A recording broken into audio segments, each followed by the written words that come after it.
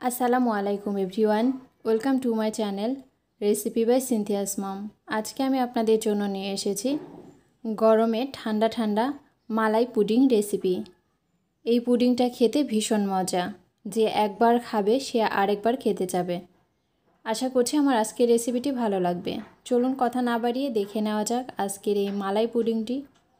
এর জন্য আমি এখানে 3 কাপ দুধ চাল করে 2 কাপের মতো করে নিয়েছি। এবার এর মধ্যে হাফ কাপের কিছুটা কম হবে কনডেন্স মিল্ক দিয়ে নিচ্ছি।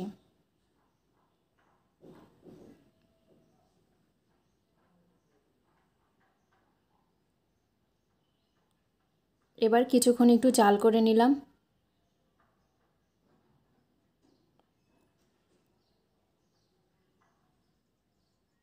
এবার এর মধ্যে 1/4 কাপ গুঁড়া দুধ দিয়ে নিলাম, দিয়ে আবার মিক্সড করে নিচ্ছি।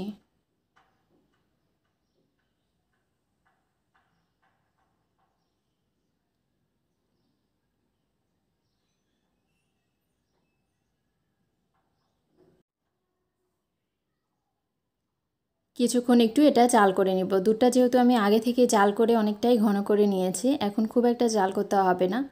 তারপরেও 3-4টা বলক আসার পরে আমি এটা চুলাটা অফ করে নামিয়ে নিব। আমার এটা জাল করা হয়ে গেছে, এবার আমি নামিয়ে এটা এক সাইডে রেখে দিচ্ছি।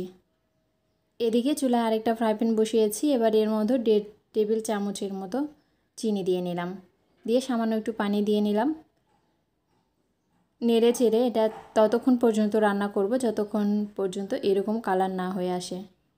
আবার খুব বেশি কালার করলে একটা বাজে গন্ধ লাগবে বা তিতা তিতা লাগবে।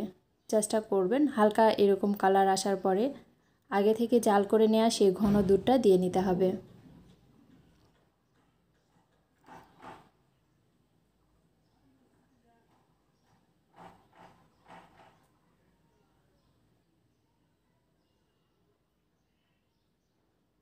জাল করে কিছুটা ঠান্ডা করে নেওয়ার পরে এর মধ্যে 1 চা চামচের কিছুটা বেশি হবে আগার আগার পাউডার দিয়ে নিলাম। আর আমি আগার আগার পাউডারটা কিছুটা দুধের মধ্যে মিক্সড করে নিয়েছিলাম। এখন আরও বেশ কিছুক্ষণ এটা রান্না করে নিব। দেখতে পাচ্ছেন অনেকটাই ঘন হয়ে এসেছে আর কালারটাও অনেক সুন্দর হয়েছে।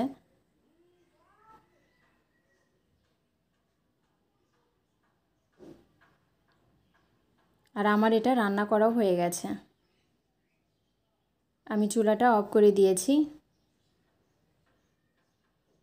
এবার এখানে একটা বক্স নিয়েছি, এই বক্সে ঢেলে নিচ্ছি।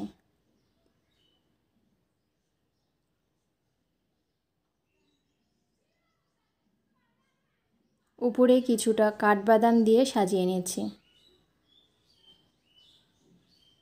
এতে করে দেখতেও ভালো লাগবে আর খেতেও অনেক বেশি মজা হবে।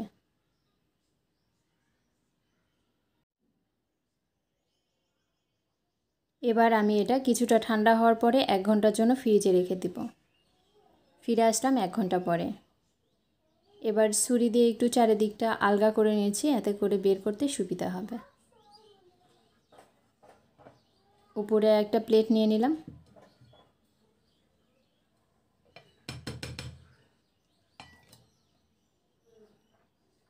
এবার আমি একটু পল্টে নিয়েছি। দেখতে পাচ্ছেন কতটা সুন্দর হয়েছে।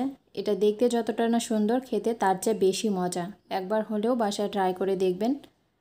ভালো লাগলে লাইক, কমেন্ট, শেয়ার করতে ভুলবেন না। সাথে আমার চ্যানেলটি সাবস্ক্রাইব করে চ্যানেলের সাথেই থাকবেন। আজকে এই পর্যন্তই। আল্লাহ হাফেজ।